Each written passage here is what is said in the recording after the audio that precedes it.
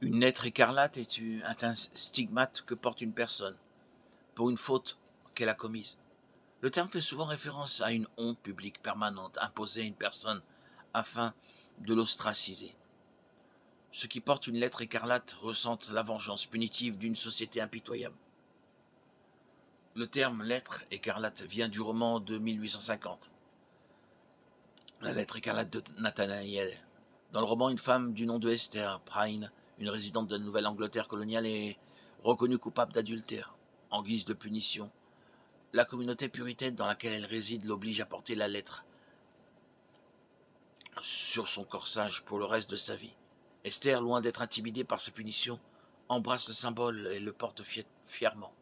Sur chaque vêtement, elle coud un A écarlate surdimensionné, décoré de broderies fines.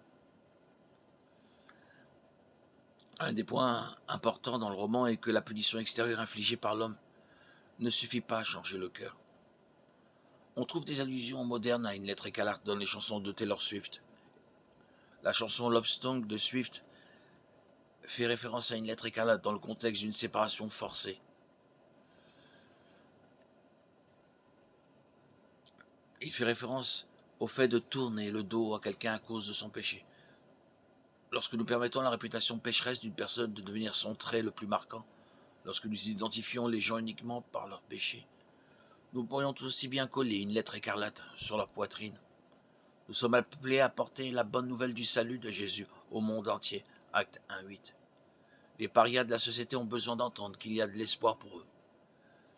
Jésus a donné l'exemple en ce sens, car on l'a vu manger avec les pécheurs et les publicains. Marc 2,16. En réponse aux critiques qu'il a reçues, Jésus a dit « Ce n'est pas les bien portants qui ont besoin de médecins, mais les malades. Je ne suis pas venu appeler les justes, mais les pécheurs. » Marc 2,17. Dans Jean 8, lorsqu'une femme adultère fut amenée devant Jésus pour être condamnée publiquement, Jésus avait plusieurs options.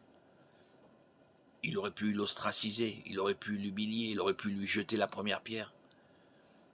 Il n'a rien fait de tout cela. Au contraire, Jésus a pardonné le péché de la femme et lui a ordonné de mener une nouvelle vie. Va maintenant et laisse ta vie de péché. Jean 8,11.